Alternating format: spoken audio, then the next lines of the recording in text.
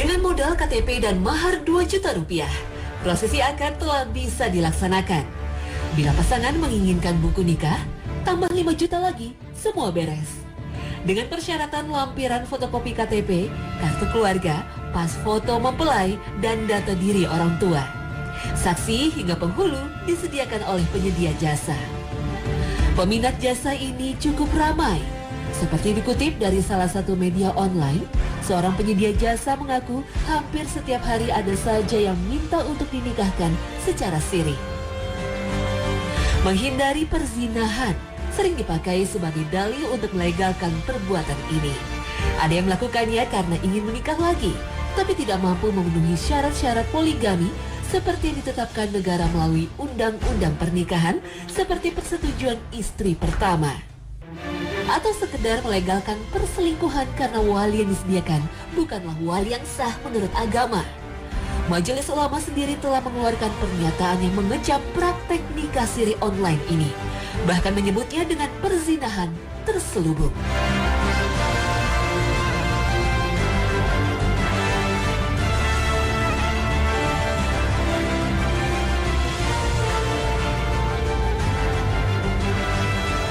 Assalamualaikum warahmatullahi wabarakatuh.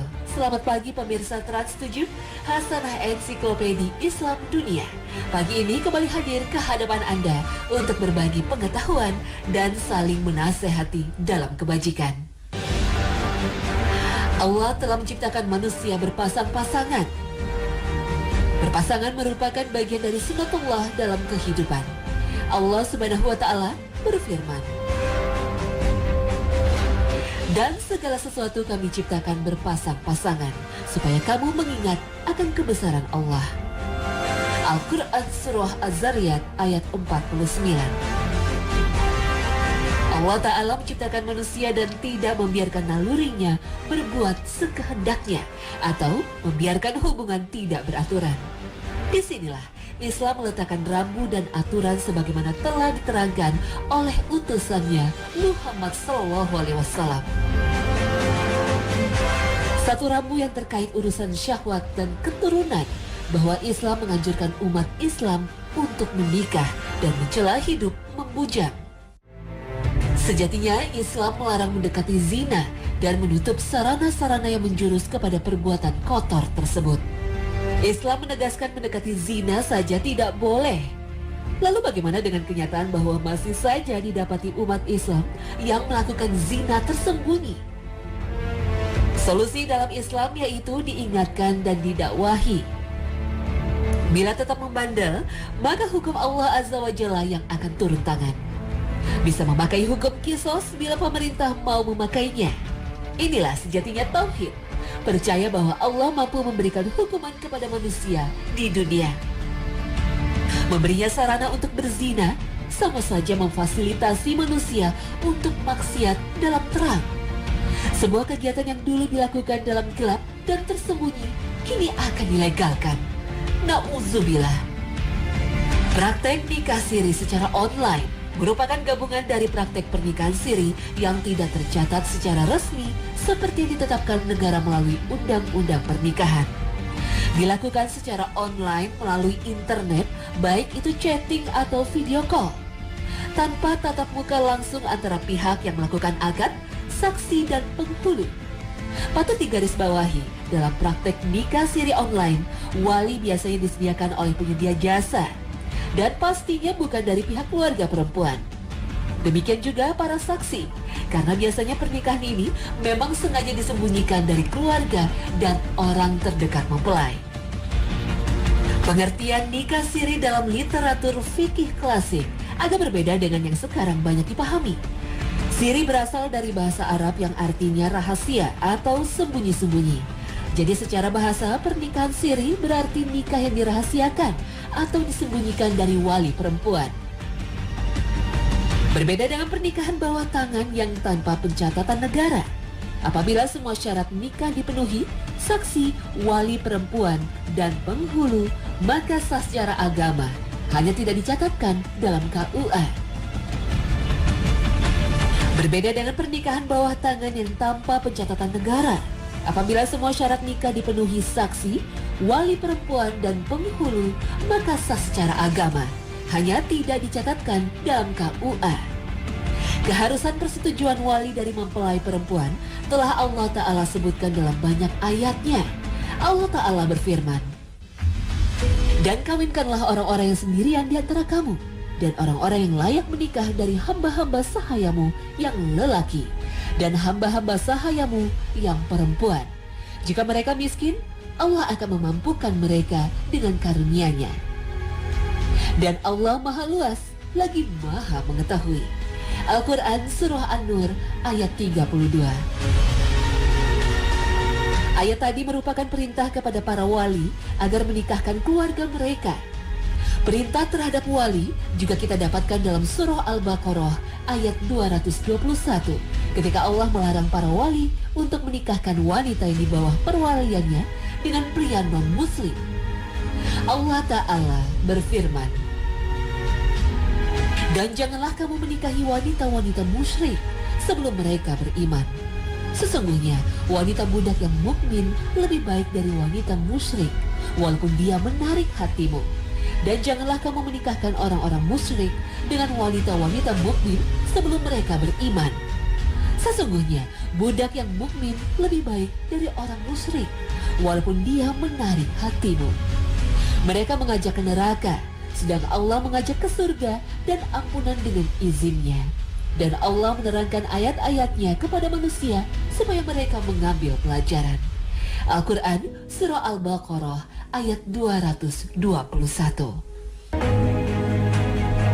Rasulullah SAW juga telah menegaskan dalam hadisnya yang diriwayatkan oleh Imam Tirmizi, Abu Daud, Ibnu Majah, Nasai, dan Ahmad, bahwa tidak ada pernikahan tanpa wali atau tidak sah akad nikahnya. Siapa saja wanita yang menikah tanpa izin walinya, maka pernikahannya batil. Jika dia sudah terlanjur berhubungan badan, maka dia berhak mendapatkan mahar sebagai imbalan dari hal itu. Dan jika mereka berselisih, maka hakim adalah wali bagi orang yang tidak memiliki wali. Hadis riwayat Ahmad. Itulah definisi pernikahan siri dalam literatur fikih klasik. Pernikahan yang disembunyikan dari wali perempuan atau istilah anak muda sekarang kawin lari. Majelis Ulama Indonesia juga telah mengeluarkan fatwa bahwa nikah bawah tangan jika dilaksanakan dengan syarat dan rukun yang lengkap seperti wali perempuan dan saksi yang sah, maka hukumnya adalah sah. Akan tetapi dapat menjadi haram jika terdapat mudarat, sehingga sangat dianjurkan untuk melaksanakan pernikahan sesuai undang-undang dan tercatat secara resmi untuk mengurangi resiko yang timbul di kemudian hari yang terkait hak istri dan anak-anak.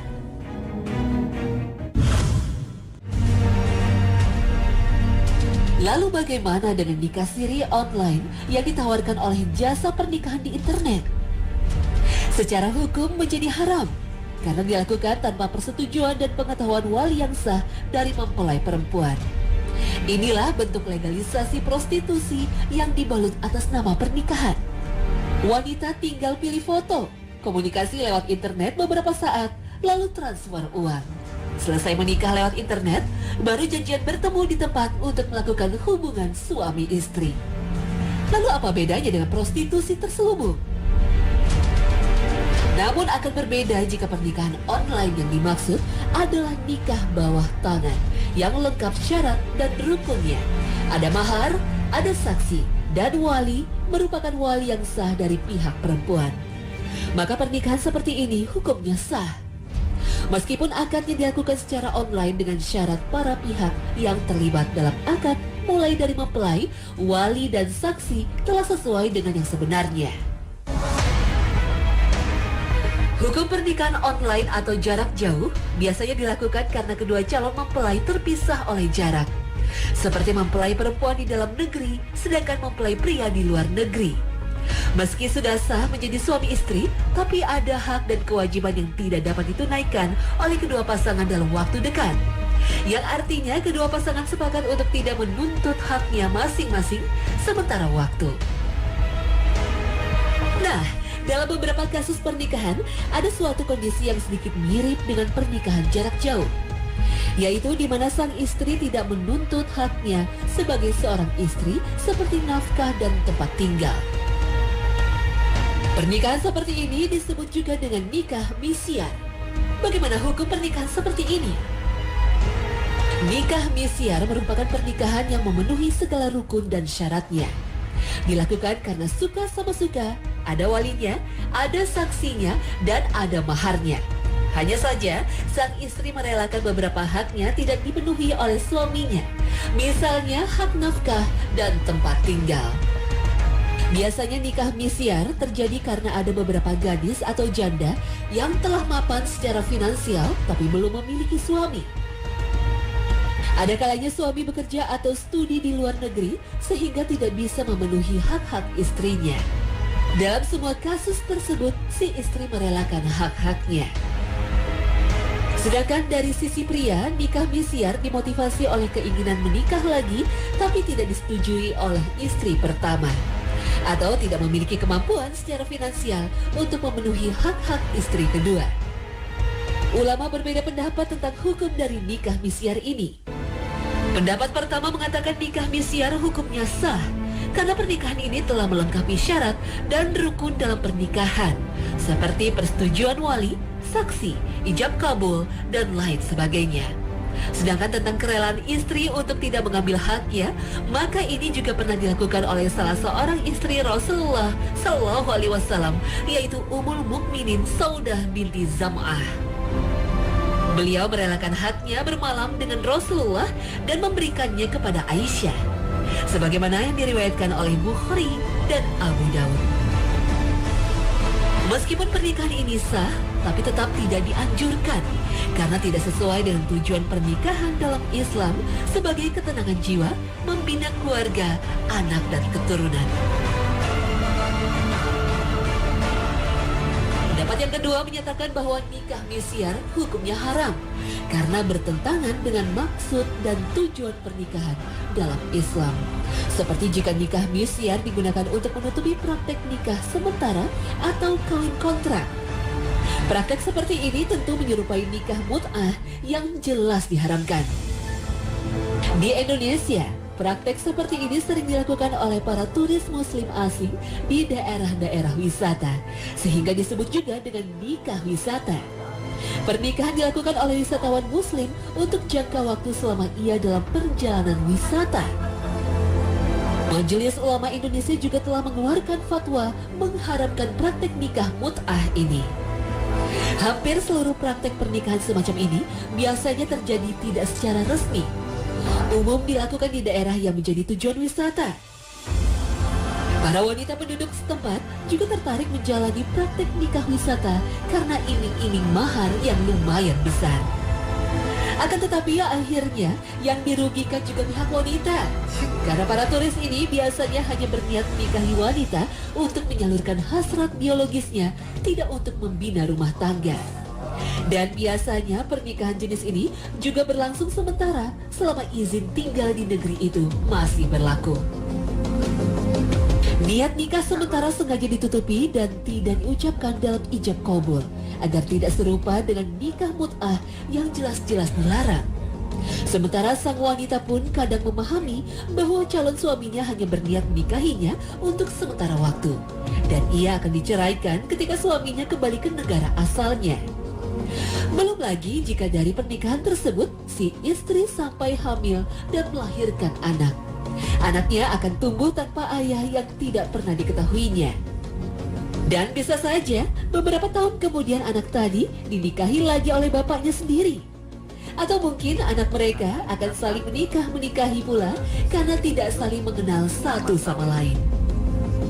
Barangkali dari dua pendapat tadi bisa disimpulkan bahwa jika praktek nikah misyar adalah istri merelakan sebagian haknya karena kondisi yang memang menuntut demikian, seperti jaraknya berjauhan, maka pernikahan seperti ini sah. Tetapi jika yang dimaksud adalah nikah wisata, seperti yang disebutkan Majelis Ulama Indonesia dalam fatwanya, maka tentu hukumnya haram karena mendatangkan mafsadat dan kerugian bagi wanita secara khusus dan masyarakat secara umum.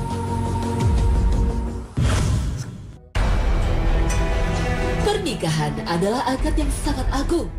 Ia disebut mitsaqan ghaliza, perjanjian yang kokoh. Karena dampak dari akad yang tak lebih dari 1 menit itu amat dalam. Ucapan akad pernikahan mengantarkan tanggung jawab yang dipikul seorang wali kepada seorang laki-laki yang menjadi suami. Akad pernikahan juga membuat yang haram menjadi halal, yang dosa menjadi pahala. Akad nikah juga melahirkan garis nasab di mana hak waris melekat padanya. Pernikahan adalah kebaikan yang bertambah, bernama berkah. Di dalamnya mencakup keberkahan dalam masa senang, keberkahan dalam masa sulit. Jadi tak sekedar berburu kesenangan semata.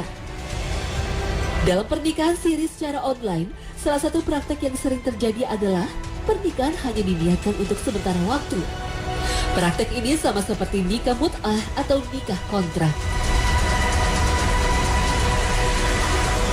Nikah mut'ah atau sering disebut kawin kontrak agaknya tak asing didengar masyarakat saat ini.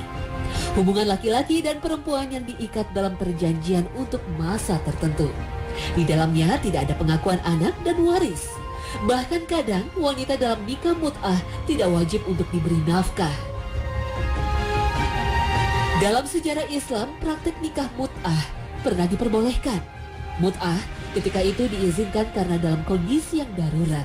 Ketika itu, para sahabat harus pergi berperang hingga berminggu-minggu bahkan berbulan-bulan tanpa membawa istri. Imam Nawawi menjelaskan dalam syarah Sahih Muslim bahwa nikah mut'ah pernah diperbolehkan beberapa kali sebelum akhirnya diharamkan secara total. Yang pertama diperbolehkan ketika akan berangkat perang Khaybar, kemudian diharamkan ketika perang Khaybar berakhir. Riwayat ini didapatkan dari keterangan Ali bin Abi Thalib radhiyallahu anhu sebagaimana yang diriwayatkan oleh Bukhari dan Muslim bahwa Rasulullah SAW melarang nikah mut'ah pada perang Khaybar, juga melarang memakan daging keledai peliharaan.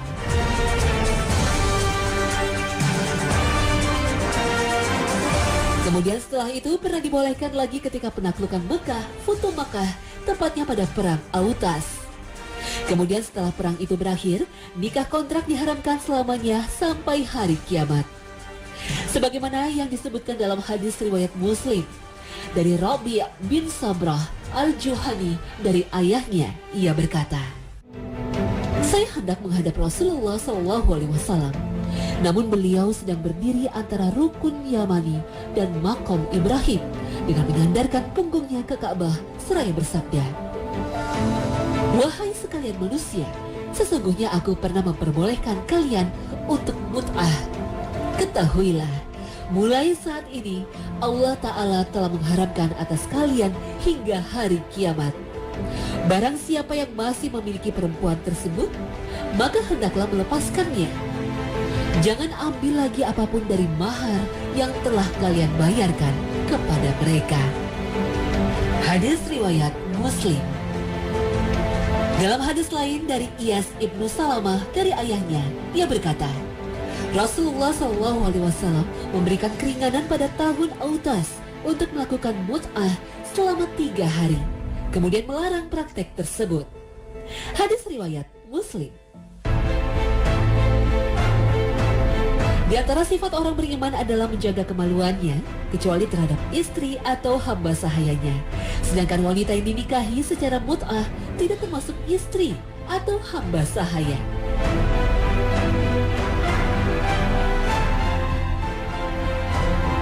وَالَّذِينَ هُمْ لِفُرُوجِهِمْ حَافِظُونَ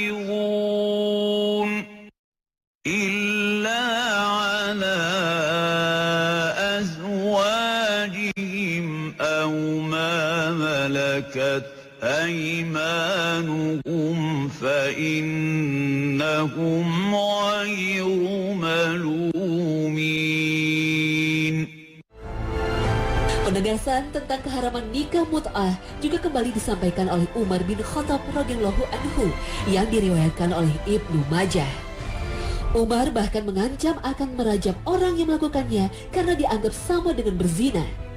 Umar mengatakan, Sesungguhnya Rasulullah SAW memberi izin mut'ah selama 3 hari, kemudian mengharamkannya.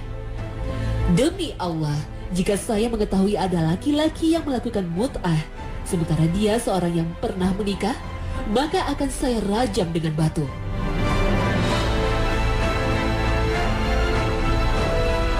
Meskipun dilaksanakan akad layaknya pernikahan, ada beberapa perbedaan antara akad nikah dan mut'ah. Akad mut'ah tidak menjadikan suami istri saling mewarisi.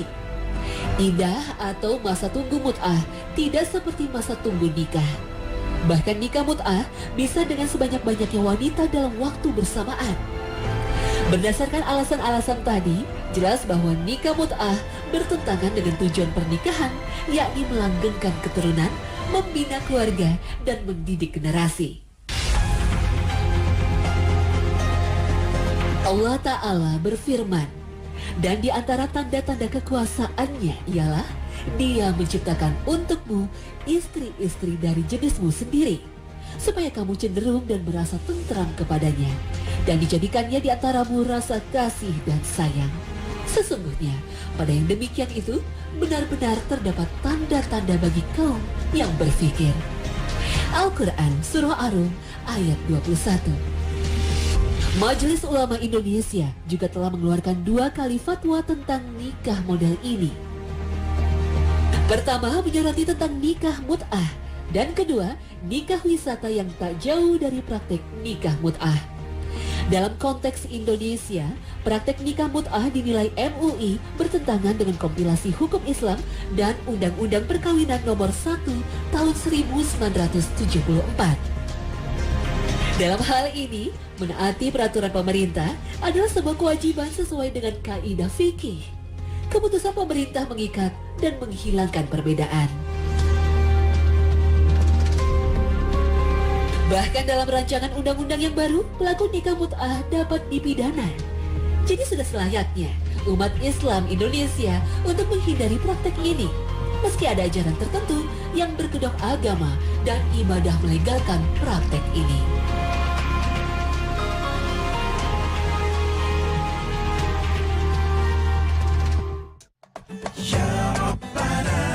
Pemirsa Hasanah, pernikahan merupakan ikatan yang suci dan sakral, bukan sekedar cukup syarat dan rukun. Diperlukan kesungguhan dan niat yang tulus untuk beribadah membina keluarga dan generasi penerus. Pernikahan tidak selayaknya dijadikan permainan atau sekedar kedok perselingkuhan dan perzinahan dengan menyiasati aturan. Ketika pernikahan tidak lagi bertujuan mulia, hanya sekedar pemuas nafsu, maka kerusakan akan merajalela. Semoga Allah melindungi kita. Amin, ya Rabbal Alamin. Terima kasih atas perhatian Anda, dan wassalamualaikum warahmatullahi wabarakatuh.